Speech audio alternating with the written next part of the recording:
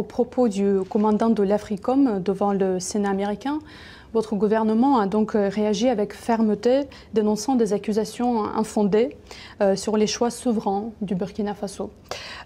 Que répondez-vous à ceux, notamment à Washington, qui continuent de remettre en cause la légitimité de vos partenariats actuels, notamment avec la Russie? Et comment entendez-vous défendre l'image du Burkina Faso sur la scène internationale face à ce type de discours? De toute façon, on est libre de lier les relations avec qui on veut. C'est ça l'indépendance. Donc, sur ce volet, ils peuvent continuer à penser ce qu'ils veulent. Nous irons où nous voulons. Voilà, pour peu que ce partenariat puisse être en tout cas mutuellement bénéfique pour chacune des parties. Quant à ces propos, vous l'avez dit, on a protesté à travers le ministère des Affaires étrangères. C'est une chose. Mais je ne sais pas ce qui s'est passé avec ce général. Il y a un souci quand même. Et je souhaite peut-être qu'il fasse son mea culpa. Si on l'a envoyé, qu'il comprenne que ce n'est pas la bonne mission. Si on l'a trompé, qu'il le dise publiquement, ou sinon devant le Sénat qu'il s'est trompé. Ou aussi si c'est une mauvaise intention, eh bien, nous allons l'affronter comme il le faut. Parce que tout ce qu'il a dit, c'est du mensonge. Et c'est très vilain de voir un adulte mentir, de voir un adulte officier général d'une grande armée mentir.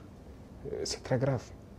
D'abord, il a parlé de l'or du Burkina qui sert à ce que nous on utilise pour se protéger et tout. D'abord, c'est l'or du Burkina, ce n'est pas son or. Ça, c'est la première des choses. En quoi ça le regarde?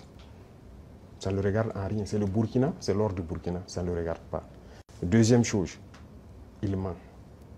Parce que le Burkina n'a jamais eu de réserve d'or jusqu'à ce que nous on arrive. C'est nous qui avons commencé à réserver l'or au trésor du Burkina Faso. Sinon, il n'y avait pas un seul gramme de réserve d'or au Burkina. Ça veut dire que c'est un menteur encore. Et l'autre chose, quand il dit qu'on utilise pour se protéger et tout, on est libre. Si le peuple a décidé qu'on le gouverne, nous avons le devoir de nous protéger. Donc on est libre. En quoi ça le regarde? Et le volet qui m'a le plus fait mal, pas parce qu'il est général ou parce que c'est un Américain ou quoi, c'est parce que c'est un noir. Et ça fait très mal de voir qu'on utilise un noir pour combattre un noir. Et ça n'a pas commencé maintenant. Il faut que ça s'arrête. Voilà, c'est très dangereux. Même la Libye, qui a détruit la Libye, on a encore utilisé un noir. Dans les films, dans le temps, chez les Américains, les Noirs jouaient toujours le mauvais rôle. Mais on s'est dit que c'est dans le film. Mais pourquoi les Noirs doivent continuer à jouer le mauvais rôle? Et je pense que s'il a entendu cette interview, il doit se regarder dans un miroir, avoir honte, sortir, dire que bon, on m'a fait un faux rapport, je regrette. Il doit le dire publiquement. Si c'est un faux rapport, on l'a fait. Parce que c'est possible. C'est possible qu'on l'ait fait un faux rapport et qu'il sorte dire, parce que vous avez suivi, quand je prends notre voisin, encore, comme je dis entre nous noirs, le ministre de la Défense ivoirienne, qui se promène, aller en Turquie, voir le ministre de la Défense turc et lui dit de ne pas nous vendre des armes. Vous voyez comment ça fait mal. Quand c'est un noir qui se comporte comme ça fait très mal. Est-ce qu'on a fait un faux rapport? Qu'il sorte de démentir. Si on l'a envoyé pour créer un problème au Burkina, comme ils ont l'habitude de le faire, eh bien, on va s'apprêter, on va les attendre. Parce qu'il faut que ça s'arrête maintenant. La race noire ne doit pas être utilisée pour combattre les noirs.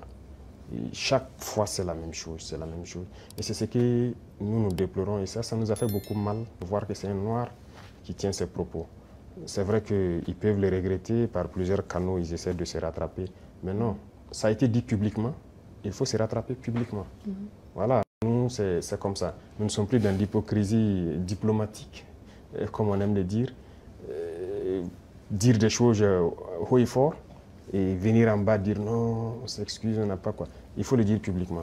Donc je les invite à se rattraper, à le dire publiquement parce que la jeunesse africaine a compris, la jeunesse noire dans le monde entier a compris.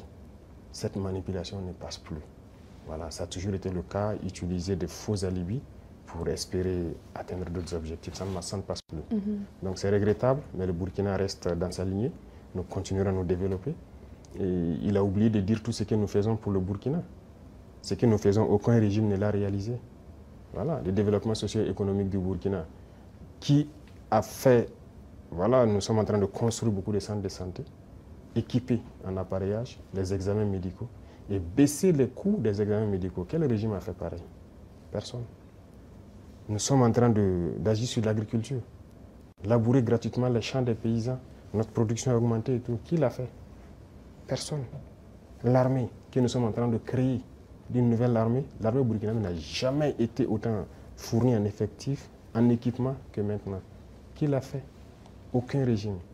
En matière d'emploi, aucun régime n'a créé autant d'emplois que nous l'avons fait. L'industrialisation. Peut-être que c'est ça qui les fait mal, qu'ils veulent arrêter, et il faut inventer des mensonges. En tout cas, je les invite à revoir leur copie. Voilà, c'est ce que je peux dire. C'était un gros mensonge et c'est regrettable. Voilà. Votre Excellence, ce soir, vous rencontrez le président Poutine. Pourriez-vous peut-être partager avec nous quel sujet envisagez-vous d'aborder? Peut-être quels accords seront-ils sur la table de négociation? C'est la coopération, en gros, que nous allons aborder.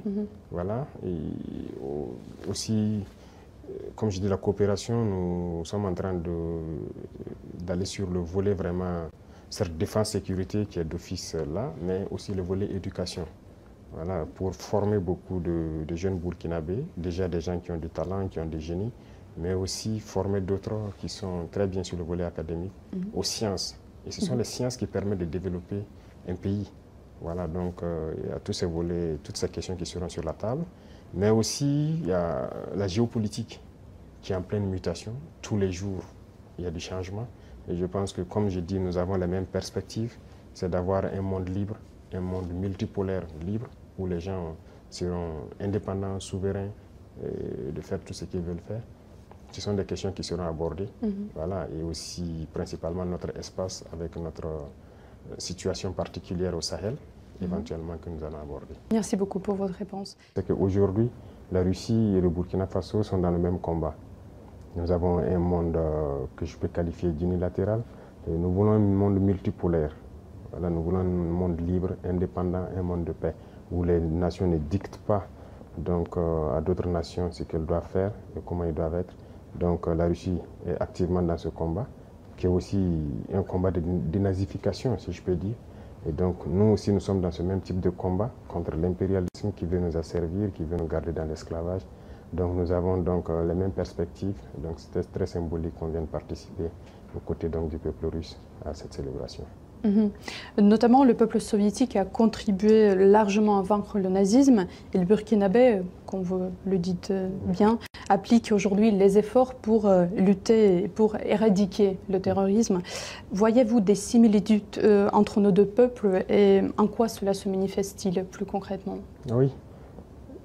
Moi, j'ai appris beaucoup de leçons dans cette célébration et il y a beaucoup de similitudes dans la lutte que nous menons actuellement. Regardez, le peuple soviétique a sacrifié près de 27 millions de vies pour avoir cette victoire. Ils pouvaient à un moment donné dire que c'est bon, ils signent l'armistice, ils abandonnent. Mais le courage, la ténacité, la résilience a fait qu'ils ont continué le combat et ils ont fini par gagner. Le Burkina mène une lutte depuis maintenant près de 10 ans contre le terrorisme. C'est pas qu'il n'y a pas de morts, il y a beaucoup de morts depuis cette époque jusqu'à aujourd'hui. Mais nous n'abandonnons pas parce que nous savons que nous allons gagner la victoire et nous continuons ce combat.